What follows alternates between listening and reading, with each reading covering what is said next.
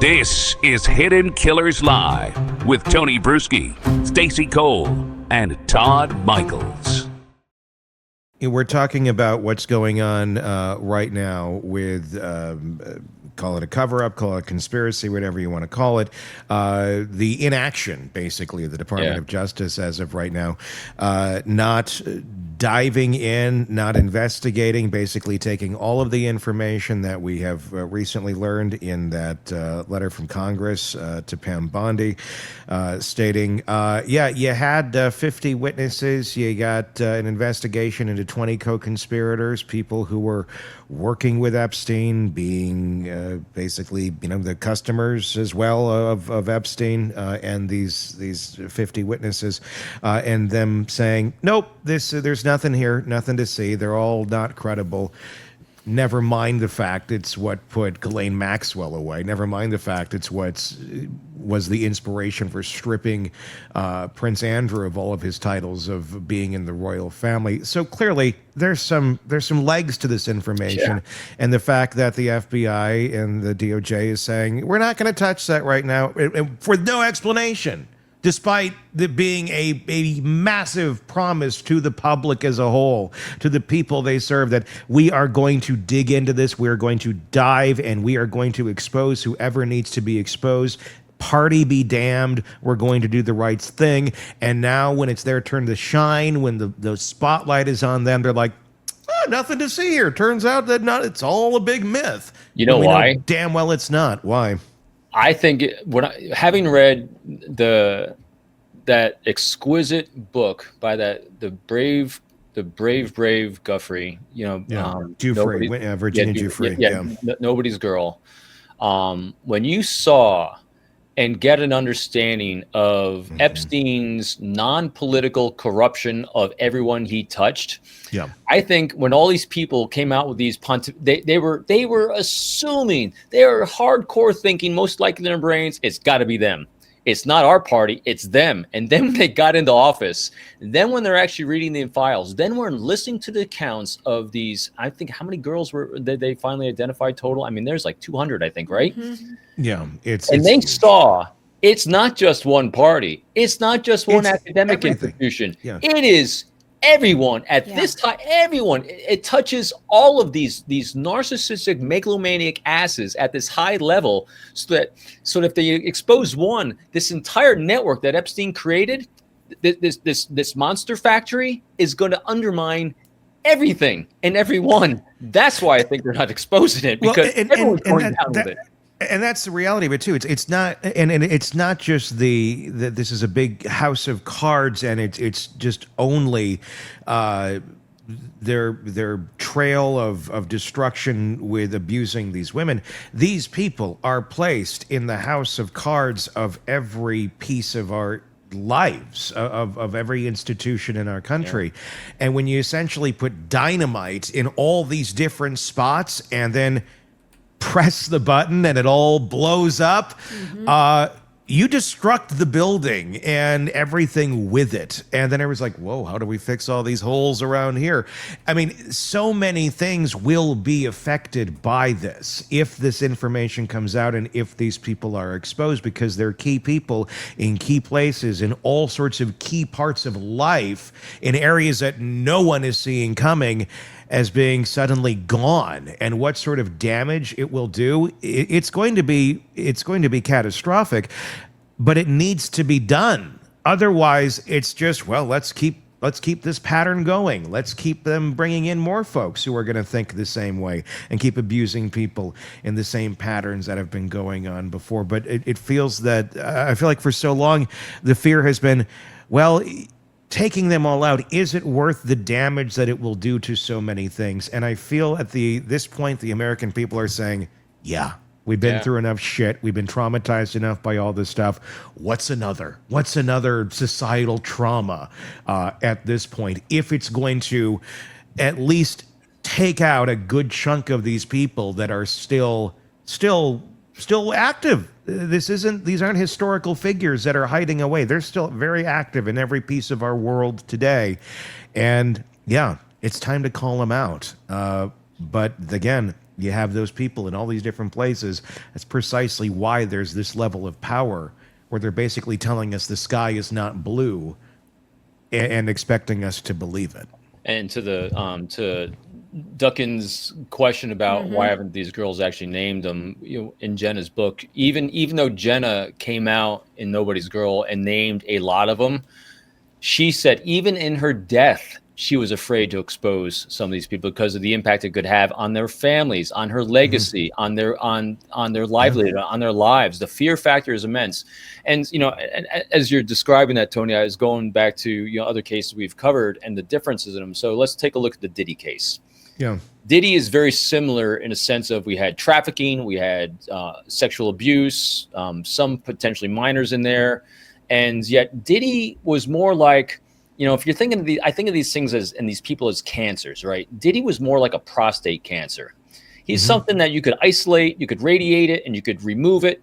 But this thing like Epstein, since it was so encompassing, it's more like lymphatic cancer. It's everywhere. There's no way to capture it all. I think it is so widespread because I tell you, he knew how to protect himself. Yeah. He knew how to, and that's why he acted so brazenly. Him and Ghislaine as well were so brazen what they're doing, acting with total impunity with everyone and everything because they captured everyone in every single circle, both sides, so no one could play one side against the other. He was the master of manipulating the entire world and corrupting them to his way of thinking. He normalized, I think he attempted to normalize this behavior with people who didn't even want it. Because when you listen to Jenna's book, he was throwing these young girls at guys in their 80s that were even impotent in the rooms. And you can imagine that these guys were told, hey, I got a really good young girl up here. She's great at giving massages. And the guy's like, really? That's kind of odd. Okay, I'll get a massage. And the girls are then being instructed to go service them like you service me, like you service so-and-so. And these guys are like, what? And all of a sudden they're compromised. Because they had a little bit of inkling, that a little bit of creepy in them, and wham, he's got them. Yeah. Stacey, what are we looking at in the comments for right now? A lot of great stuff. Alicia says humans are complicated. As Robin said, they are motivated by many different factors.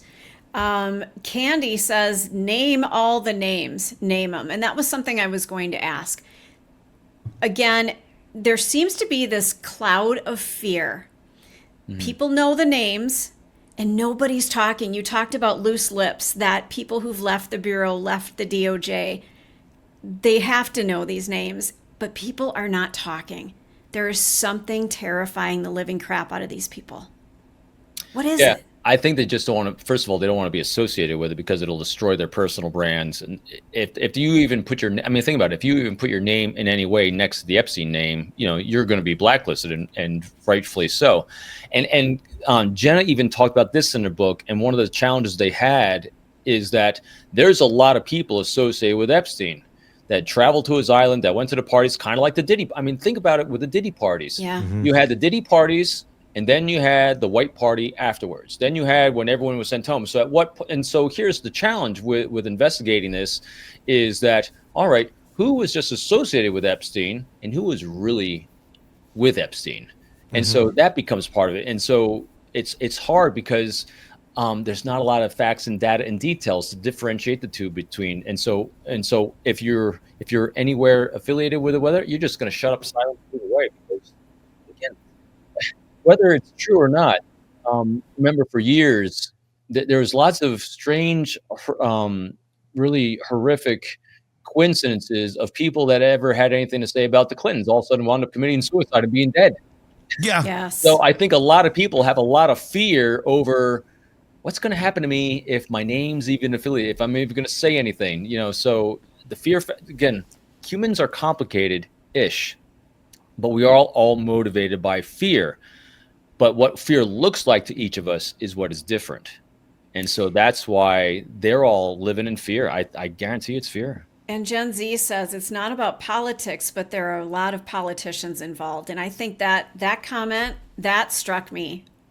I think you're right. I think there's a lot of people. It's all over. It is all over. But I think there's a lot of politicians, both sides, that they put on the brakes right now. Like, oh, crap.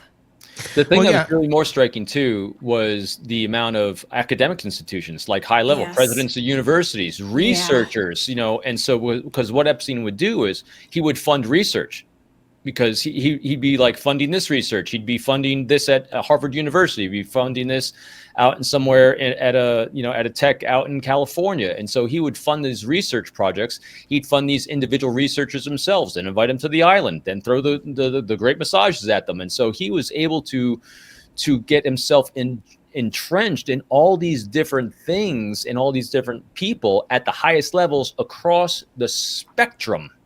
So we have companies, corporations, academic institutions, and politicians, all at the high level. That's why this network is so intertwined.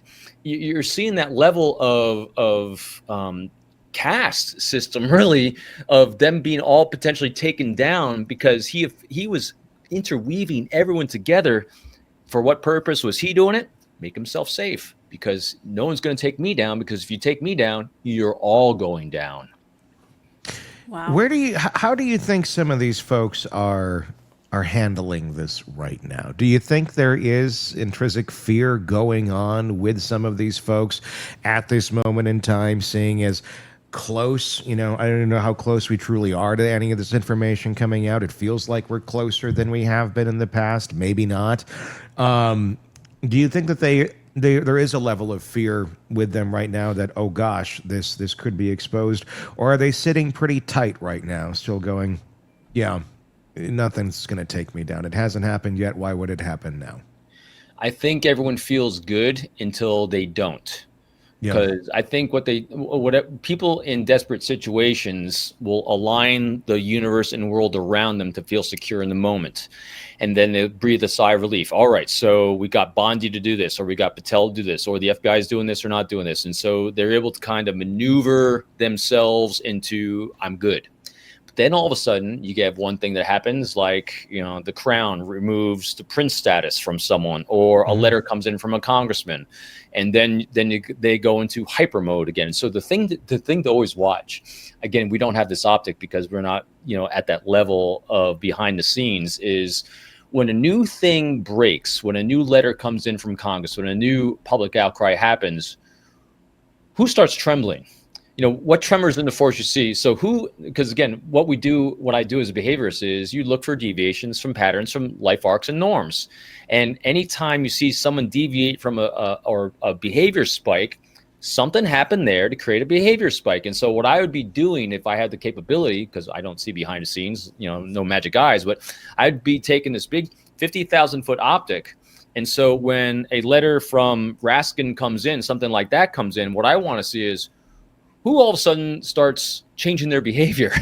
Who starts scrambling a little bit? Because that's where you then want to pay attention. Is like, someone's got a little bit of a stress attitude here, stress reaction. So what's causing it? Could be a bad day, but it could have been this. And so I'm always kind of looking for deviations from baselines.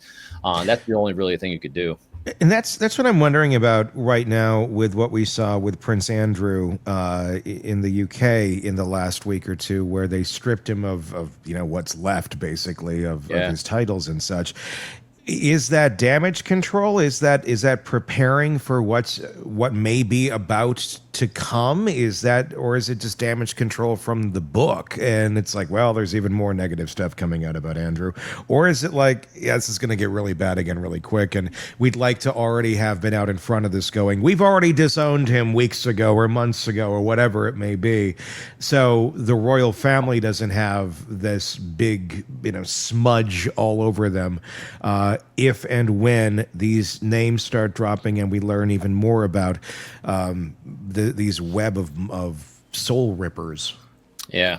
I think, again, my conjecture on it is that when you have something like the book come out and it names him so explicitly in that book, he's got his lawsuits that he's settled for, that was enough for them to say, hey, there's more here. And also because now it's become very evident that there's a lot of pension issues going on, it could tie up a lot more people, and it could get a lot. There's a lot more dirt there than's even in the book. Yeah. And I think that's why they took that action, because there's no denying it now. And that's why if I was everyone else, I'd be scrambling. If you're involved in this, and that's why I think there's a lot of silence. And that's why every time you see a letter coming in and it hits like this void, it's like a black hole. That's very telling. It's never just what people are doing that is telling; it's what they're not doing. Mm-hmm. And when you see a collective silence, that says a lot. As much as it is one person or two people screaming about something, that says something about them. But when you hear a collective silence and like a dull thud when something hits, you're like, "Ooh," that says a lot more about what everyone might know than what not. So there's a lot that could very easily come out. I guess the other question I would have, and I'm interested in your perspective on. Eventually, they're going to have to seat the other congresswoman that will then give us the enough people to vote to have this information come out or have the Epstein files released. Who's to say what's going to be released is going to be of any sort of magnitude of information? I mean, what sort of powers does the DOJ have basically to redact pretty much everything and anything they want to, and it just becomes a document of words and names that are missing, and we're just left exactly where we are right now. Yeah, that's probably what it will wind up being. I'd imagine because they have all the sealed, because Dufresne, she had a lot of sealed documents from the the grand juries, and so a lot of them haven't been unsealed yet. So I imagine there's other girls, all the other girls gave those statements as well. Those are going to be the real. What I'd be really interested in is the girl statements. Because those are going to be the ground truth. Those are going to be the granular. Those are going to be the gritty. And those are going to be the ones you really want to talk to. But those are the ones that are the most fearful as well. Robin, what about the statute of limitations? Are we running out of time? This was asked by Jennifer Nicholson in our chat a while back. I wanted to get to that. Yeah, and it's a great question, again, because this isn't my violation. I worked, but when I was reading in the book, here the statute of limitations is a big problem in this thing because kind of a roundabout answer to that is the statute of limitations on these things is coming up. And what I found out by doing, and when we started covering this case, is the statute of limitations is such a small period of time. Meanwhile, women typically don't report these types of things until they hit their 40s.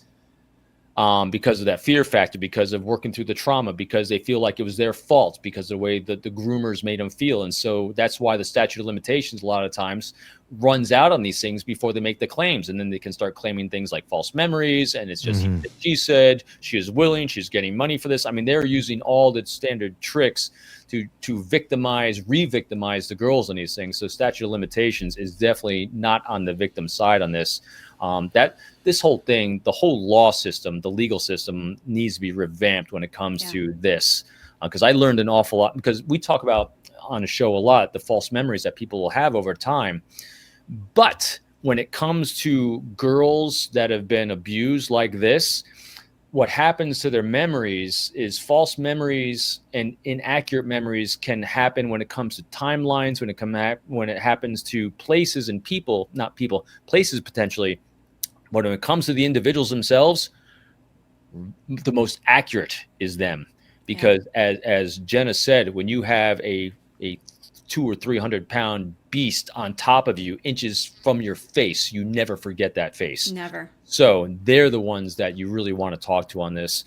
They're the only ones I would trust. Seriously, out of all this, I mean, I won't trust anything coming out of what the government says. I don't know how you make the girls, Nick, I don't know how you inspire the girls to feel safe to share the details of who they were with. Because Virginia is just one of them, and there's so many more. But they have an interest in continuing their own lives. They have their own futures. They have their own families. They have their own world that they have, if they're still alive. Doesn't necessarily want to revolve around this horrible trauma of their past. But aside from them coming out and telling their stories, I don't know that anyone ever will. And I don't know that we're ever going to get to the bottom of it until all of this round of abusers that we're talking about here are dead and gone. And then they've essentially won because they got to live their life and get away with it. And then it just becomes some sort of historical detail of these monstrous characters that once roamed the earth. And that's why I call them we're soul sending. rippers. I'm sorry, Robin. We're sending such a horrific message to survivors of assault. Yeah. We're saying we don't care about your story. We're saying you're lying. You're making it up. And then there's this other narrative of you've got to tell your story. You have to speak up for yourself. So it's like just this thunderstorm just crashing against each other, and just none of it makes any sense.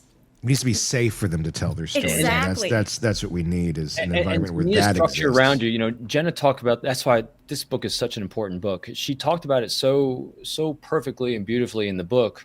I get so misty when I think about her in that book. She talked about, she wanted to, and she became an advocate for victims like her, but it came at a cost because she was re-traumatized every time she told the story, and she's trying to be just a mother and a wife, and she's trying to be the best step, but every time she's re-traumatized by this, it affected her family. Then the other thing is she was, as she said in her own words, she was unemployable because no one wanted to hire, in her mind, someone that was sex trafficked. And no one wanted to hire someone that was such a public figure. And so she had to take settlements because she had to provide for her family who was unemployable. I mean, it's just, when you she allowed you to walk a mile in her shoes to get that deep, active empathy, to understand what goes on and what courage it takes, not just for her, but a team around her to stand with her, to fight